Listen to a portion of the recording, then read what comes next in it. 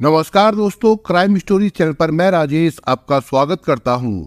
दोस्तों, आज मैं आपको अपराध की जिस वारदात के बारे में बताने जा रहा हूं, वो वारदात आगरा, उत्तर प्रदेश में हुई थी। तो चलिए दोस्तों, जानते हैं इस वारदात के बारे में। 21 जून 2021 की दोपहर करीब 3:30 बजे सचिन अपने घर पर सो रहा था। तभी उसके मोबाइल पर व्हाट्सएप कॉल आई। सचिन उठा और जाने के लिए तैयार हुआ, लेकिन वो गया नहीं। कुछ देर बाद कपड़े उतारकर वो फिर से लेट गया। बिस्तर पर लेटे हुए वो कुछ सोच रहा था। तभी उसे भूख लगी तो उसने माँ अनीता से खाने के लिए कुछ देने को कहा। माँ ने उसे सैंडविच बनाकर दिया। इसी बीच में दोबारा फोन आया तो फोन पर बात करने के बाद वो टी शर्ट और लोअर में ही सैंडविच खाते हुए चप्पलें पहनकर घर से जाने लगा। तो माँ ने कहा, बेटा तुमने अभी नाश्ता भी नहीं किया है, कहाँ जा रहे हो? पहले नाश्ता तो कर लो। माँ बस अभी लौट कर आता हूँ, सचिन ने कहा और वो घर से चला गया। काफी देर तक जब सचिन नहीं लौटा तो माँ को चिंता हुई।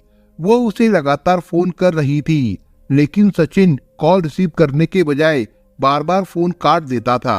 अनीता समझ नहीं पा रही थी कि सचिन ऐसा क्यों कर रहा है। उसके आने के इंतजार में रात भी हो गई।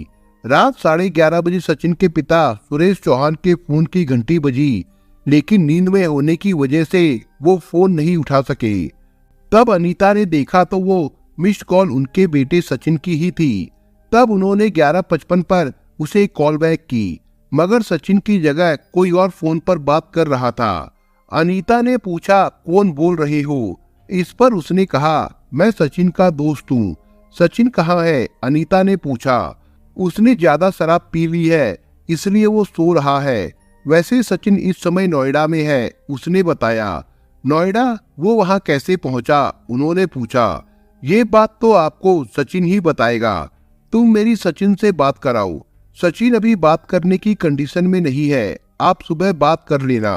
कहते हुए उसने सचिन का फोन स्विच ऑफ कर दिया। उत्तर प्रदेश की ताज नगरी आगरा के थाना न्यू आगरा के दयालबाग क्षेत्र की जयराम बाग कॉलोनी निवासी कोल्ड स्टोरेज कारोबारी सुरेश चौहान के 25 साल के इकलौते बेटे सचिन चौहान का घर वाले सारी रात बेचैनी से इंतजार करते रहे, लेकिन उसका फोन ऑन नहीं हुआ। बेटे के बारे में कोई सुराग न मिलने पर दूसरे दिन मंगलवार को घर वालों ने आस पड़ोस के साथ ही रिश्तेदारी में तलाश किया, लेकिन सचिन का कोई सुराग नहीं मिला। पूरे दिन तलाश करने के बाद 22 जून की शाम तक जब सचिन नहीं लौटा और न ही उसका मोबाइल फोन ऑन हुआ, तब पिता सुरेश चौहान अपने पार्टनर लेखराज चौहान के साथ थाना न्यू आगरा पहुंचे। उन्होंने थाना प्रभारी भूपेंद्र बलियान को बेटे के लापता होने के बारे में बताया। पुलिस ने उनकी तहरीर पर सचिन की गुमशुदगी दर्ज कर ली। पुलिस ने उनसे फिरौती के लिए फोन आने के बारे में पूछा। सुरेश चौहान ने इस पर इनकार कर दिया। फिरौती के लिए फोन न आने की बात पर पुलिस ने मामले को गंभीरता से नहीं लिया। कह दिया कि यार दोस्तों के साथ कहीं चला गया होगा और 1-2 दिन में आ जाएगा। पुलिस के रवैये से परेशान होकर सुरेश चौहान तब खुद ही अपने बेटे की तलाश में जुट गए। उन्होंने कॉलोनी में रहने वाले एक रिटायर्ड अधिकारी से मदद ली।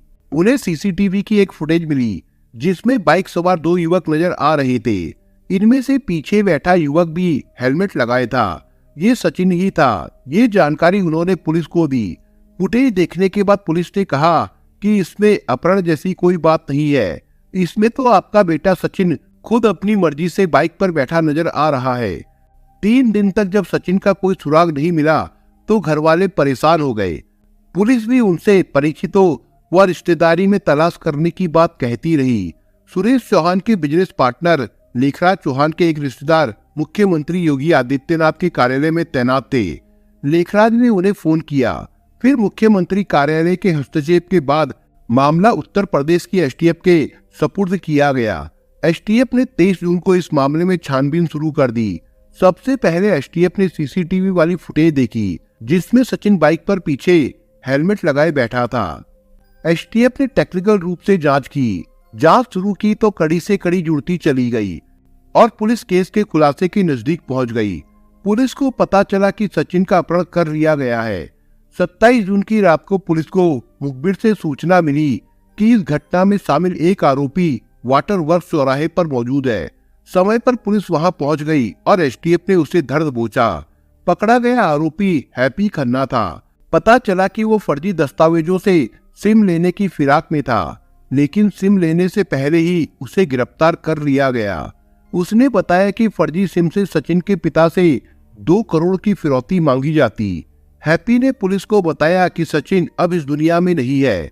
उसकी हत्या तो किडनैप वाले दिन ही कर दी गई थी। ये सुनते ही सनसनी फैल गई। पुलिस ने गुमशुदगी की सूचना को धारा 364 302 201 और 420 में तरमीम कर दिया। हैप्पी से पूछताछ के आधार पर अन्य आरोपियों को पकड़ने के लिए ताबड़तोड़ छापे मारकर पुलिस ने 4 अन्य आरोपियों को भी गिरफ्तार कर लिया। इनमें मृतक के पिता के बिजनेस पार्टनर लेखराज चौहान का बेटा हर्ष चौहान के अलावा सुमित असवानी निवासी दयालबाग, मनोज बंसल उर्फ लंगड़ा व रिंकू निवासी कमलानगर शामिल थे। चौंकाने वाली बात यह निकली कि अपने दोस्त सचिन की तलाश में पुलिस और एसटीएफ की मदद करने का दिखावा करने वाला हर्ष स्वयं भी इस साजिश में शामिल था। 27 जून 2021 को परिजनों को जैसे ही पता चला कि सचिन की हत्या उसके कुछ नजदीकी दोस्तों ने की है, तो घर में कोहराम मच गया। परिजनों का रो रो कर बुरा हाल हो गया था। सचिन अपने घर का इकलौता चिराग था, जिसे दोस्तों ने ही बुझा दिया था। पुलिस की कड़ी पूछताछ में सभी आरोपी टूट गए। सभी ने स्वीकार किया कि उन्होंने सचिन का अपहरण कर उसकी हत्या कर दी और लाश का अंतिम संस्कार पीपीआई किट पहनाकर करने के बाद उसकी अस्थियां भी यमुना में विसर्जित कर दी। 28 जून 2021 को प्रेस कॉन्फ्रेंस में एसएसपी मुनिराज जी ने इस सनसनीखेज हत्याकांड का पर्दाफाश कर दिया। सचिन की मौत की योजना 1 महीने पहले ही कर ली गई थी। आरोपियों ने पहले ही तय कर रखा था कि सचिन का किडनैप करके उसकी हत्या कर देंगे। उसके बाद 2 करोड़ रुपए की फिरौती उसके पिता से वसूलेंगे। पुलिस पूछताछ में हत्या आरोपियों द्वारा सचिन के अपहरण और हत्या के बाद उसके शव का दाह संस्कार करने की जो कहानी सामने आई, वो बड़ी ही खौफनाक थी। मूल रूप से बहरन कस्बे के गांव रूपधनु निवासी सुरेश चौहान आगरा के दयालबाग क्षेत्र की जयराम बाग कॉलोनी में अपने परिवार के साथ रहते थे। उनका गांव में ही SS ice and cold storage है। इसके अलावा वो आगरा और हाथरस में जिला पंचायत की ठेकेदारी भी करते हैं। लेखराज चौहान भी उनके गांव का ही है। दोनों ने एक साथ काम शुरू किया। दोनों ठेकेदारी भी साथ करते थे। उन दोनों के बीच पिछले 35 सालों से बिजनेस की साझेदारी चल रही थी। सुरेश चौहान का बेटा सचिन व लेखराज का बेटा हर्ष भी आपस में अच्छे दोस्त थे और एक साथ ही व्यापार व ठेकेदारी करते थे। दयालबाग क्षेत्र की कॉलोनी तुलसी विहार का रहने वाला सुमित बड़ा कारोबारी है। 2 साल पहले तक वो अपनी पत्नी व 2 बेटों के साथ चीन में रहता था। वहाँ उसका गारमेंट के आयात और निर्यात का व्यापार था।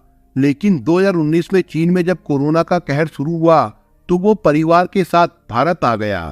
दयालबाग में ही 100 फुटा रोड पर उसने सीबीजेड नाम से स्नूकर और स्पोर्ट्स क्लब खोला। सुमित महंगी गाड़ी में चलता था। वहीं वो रोजाना दोस्तों के साथ पार्टी भी करता था। उसके क्लब में हर्ष और सचिन भी स्नूकर खेलने आया करते थे। इस दौरान सुमित की भी उन दोनों से गहरी दोस्ती हो गई। बताया जाता है कि हर्ष चौहान के कहने पर सुमित असवानी ने धीरे धीरे सचिन चौहान को 40 लाख रुपए उधार दे दिए। जब उधारी चुकाने की बारी आई तो सचिन टाल मटोल कर देता, जबकि उसके खर्चे में कोई कमी नहीं आ रही थी। कई बार तकादा करने पर भी सचिन ने रुपए नहीं लौटाए। ये बात सुमित असवानी को नागवार गुजरी। तब उसने हर्ष चौहान पर भी पैसे दिलाने का दबाव बनाया, क्योंकि उसने उसी के कहने पर सचिन को पैसे दिए थे। हर्ष के कहने पर भी सचिन ने उधारी की रकम नहीं लौटाई। ये बात हर्ष को भी बुरी लगी। इस पर एक दिन सुमित असवानी ने हर्ष से कहा, अब जैसा मैं कहूँ तुम वैसा करना।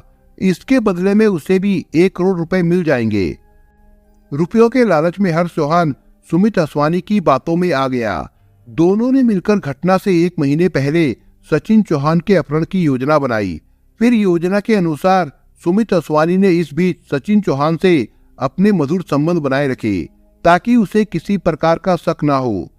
इस योजना में सुमित ने रुपयों का लालच देकर अपने मामा के बेटे हैप्पी खन्ना को तथा हैप्पी ने अपने दोस्त मनोज बंसल और उसने अपने पड़ोसी रिंकू को भी शामिल कर लिया। उन्होंने ये भी तय कर लिया था कि किडनैप के बाद सचिन की हत्या करके उसके पिता से जो 2 करोड़ रुपए की फिरौती वसूली जाएगी, उसमें से 1 करोड़ रुपया हर्ष चौहान को और 40 लाख रुपए सुमित असवानी को और बाकी पैसे अन्य भागीदारों में बांट दिए जाएंगे। षड्यंत्र के तहत उन्होंने अपनी योजना को अमली जामा 21 जून को पहनाया। सुमित असवानी ने अपने मोबाइल से उस दिन सचिन चौहान को व्हाट्सएप कॉल की। उसने सचिन से कहा, आज मस्त पार्टी का इंतजाम किया है, रसियन लड़कियां भी बुलाई है, बिना किसी को बताए चुपचाप आ जा। सचिन उसके जाल में फंस गया। घर पर बिना बताए वो पैदल ही निकल गया।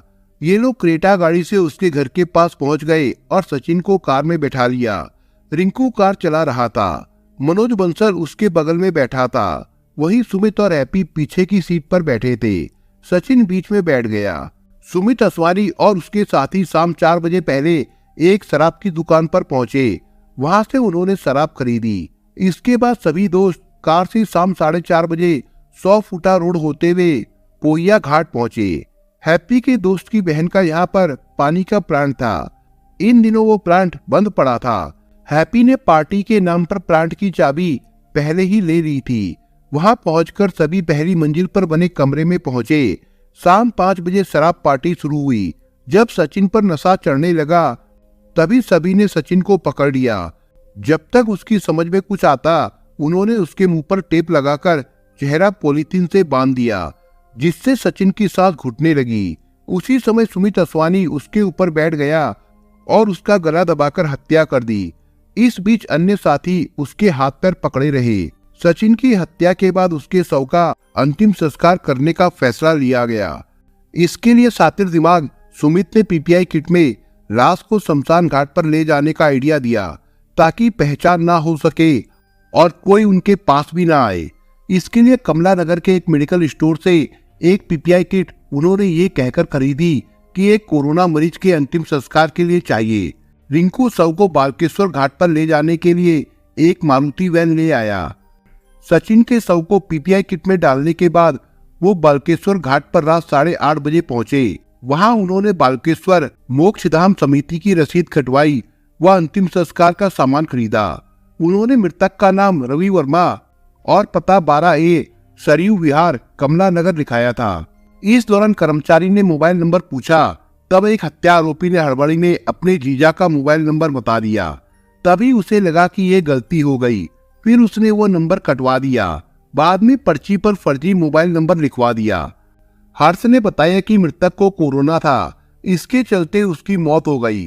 शव को जलाने के बाद रात 10:30 बजे सभी अपने अपने घर चले गए। लाश ठिकाने लगाने के बाद हर्ष ने मनोज बंसल को सचिन का मोबाइल देकर उसी शाम 7:30 बजे ही खंडारी से इटावा की बस में बिठा दिया। उससे कहा गया कि इटावा पहुंचकर वो मोबाइल फोन ऑन कर दे, जिससे लोकेशन इटावा का मिले। फिर इटावा से वो सचिन के घर वालों को फोन कर 2 करोड़ रुपए की फिरौती मांगे। फिरौती की कॉल करने के बाद वो मोबाइल ऑफ कर दे। इसके बाद वो वहां से कानपुर चला जाए, वहां मोबाइल चालू करे ताकि पुलिस भ्रमित रहे और हम लोग पकड़ में ना आए। रात 12 बजे इटावा पहुंचकर मनोज ने जैसे ही मोबाइल ऑन किया तो देखा मोबाइल पर सचिन की मां अनीता के लगातार फोन आ रहे थे। मनोज ने डर से फोन नहीं उठाया और ना फिरौती मांगी। उसने उसी समय फोन को स्विच ऑफ कर दिया। सुबह 4 बजे मनोज दूसरी बस पकड़कर कानपुर पहुंचा। वहां पहुंचकर फिर से मोबाइल ऑन किया और बाद में उसे कानपुर के झाकरकट्टी स्टैंड में फेंक दिया। उसने ऐसा इसलिए किया ताकि पुलिस सचिन की तलाश करे तो उसके मोबाइल की लोकेशन इटावा व कानपुर की मिले। पुलिस समझे कि किडनैपर उसे कानपुर की तरफ ले गए हैं। वो पुलिस को भ्रमित करना चाहते थे। पूरे घटनाक्रम के दौरान किसी ने एक दूसरे से फोन पर बात तक नहीं की ताकि पुलिस उन्हें पकड़ ना सके। दूसरे दिन 22 जून की सुबह 8 बजे जाकर हैप्पी और रिंकू ने सचिन की अस्थियां यमुना में विसर्जित कर दी। वे लोग दोपहर 12 बजे पानी के प्लांट से सचिन की चप्पलें उठाकर जंगल में फेंक आए। बताते चले आरोपी मनोज एक पैर से विकलांग है। उसके 2 बच्चे हैं। पिता की दुकान थी लेकिन बंद हो गई। लॉकडाउन में उस पर भारी कर्जा हो गया था। हैप्पी सुमित का ममेरा भाई था। उसकी शादी नहीं हुई थी। वो सुमित के साथ ही काम करता है। पिता की मौत हो चुकी है, उसे रुपयों की जरूरत थी। रिंकू एक स्कूल की वैन चलाता था। लॉकडाउन के कारण स्कूल बंद होने से वो भी बेरोजगार हो गया था, इसलिए उसे भी पैसों की जरूरत थी, इसलिए वो भी लालच में आ गया था। सचिन ने बीबीए की पढ़ाई की थी। वो पिता के साथ उनके कारोबार में हाथ बटाता था, जबकि उनके पार्टनर लेखराज चौहान का बेटा हर्ष सचिन से 2 साल छोटा था और बीबीए की पढ़ाई कर रहा था। वो भी पिता के साथ कारोबार में हाथ बटाता था। 2 करोड़ की फिरौती के लालच में दोस्तों ने भरोसे को तार तार कर दिया। साथियों ने अपहरण और हत्या की पूरी साजिश इस तरह से रची कि पुलिस भी उलझ कर रह गई। सामान्य कॉल की जगह व्हाट्सएप कॉल की, फोन भी दूसरे शहर में ले जाकर फेंक दिया। सबूत मिटाने के लिए अंतिम संस्कार भी पीपीआई किट में कर दिया ताकि किसी को शक ना हो। यहाँ तक कि अस्थियां यमुना में विसर्जित भी कर दी, जिससे डीएनए टेस्ट भी ना कराया जा सके। ये सब करने के बाद भी आरोपी पुलिस की गिरफ्त से बच नहीं पाए। अपहरण व हत्या के बाद फिरौती वसूलने का सारा ताना बाना सुमित व हर्ष ने ही बुना था। पुलिस ने गिरफ्तार किए गए हत्या के आरोपियों से 7 मोबाइल, 1200 रुपए नकदी के साथ 2 कारें भी बरामद की। इसके चलते पुलिस को ना तो लाश मिली ना ही अस्थियां। ऐसे में केस में मजबूत साक्षी ही आरोपियों को सजा दिला पाएंगे। इसके लिए पुलिस ने फॉरेंसिक एक्सपर्ट की टीम की मदद से 28 जून के बाद 29 जून को भी अन्य साक्ष्य जुटाए। जिस पानी के प्लांट में हत्याकांड को अंजाम दिया गया, वहां से फॉरेंसिक एक्सपर्ट की टीम को सचिन का एटीएम कार्ड मिला। ये सचिन की हत्या के दौरान संघर्ष में गिर गया होगा। इसके अलावा टीम को वहां फिंगरप्रिंट और फुटप्रिंट भी मिले। ये आरोपियों के अलावा सचिन के हो सकते हैं। वही कुछ बाल भी मिले। ये आरोपियों के हो सकते हैं। इन्हें फॉरेंसिक साइंस लैब भेजा गया। यहाँ से पुलिस ने जली हुई सिगरेट, खाली गिलास और पानी की बोतल बरामद की। इन पर फिंगरप्रिंट थे। वही पुलिस ने शमशान घाट पर रवि वर्मा के नाम से जो रसीद कटवाई गई थी, उसकी कॉपी भी बरामद कर ली। पुलिस ने घाट के कर्मचारी के बयान दर्ज किए। कमला नगर में जिस मेडिकल स्टोर से पीपीआई किट खरीदा था, उसके मालिक के बयान के साथ ही दुकान में लगे कैमरों के फुटेज भी पुलिस ने ले लिए। इसके साथ ही पुलिस को कमला नगर व बालकेश्वर क्षेत्र के सीसीटीवी कैमरों की फुटेज भी मिल गई, जिसमें आरोपी साफ नजर आ रहे थे। ये सारे सबूत केस में आरोपियों को सजा दिलाने के लिए साक्ष्य बनेंगे। आरोपियों की कार और वैन पुलिस ने बरामद कर ली। कार में वे सचिन को ले गए थे, जबकि वैन में शव को लेकर गए थे। इस साल सचिन की शादी की तैयारी थी। उसके लिए कई रिश्ते आए थे। बात भी चल रही थी। सोचा था कि नवंबर में उसकी शादी कर देंगे। बेटे की शादी कर बहू घर लाने की ख्वाहिश अब चौहान दंपति का सपना ही बनकर रह गई। 29 जून 2021 को पुलिस ने गिरफ्तार किए गए 5 हत्या आरोपियों को न्यायालय में पेश किया, जहां से सभी को जेल भेज दिया गया था। दोस्तों, आप अगर चैनल पर नए हो तो आप चैनल को सब्सक्राइब करने के साथ कमेंट बॉक्स में इस कहानी के बारे में अपने विचार जरूर लिखिएगा। मिलता हूं एक नई कहानी के साथ। तब तक के लिए अपना ख्याल रखिएगा। धन्यवाद।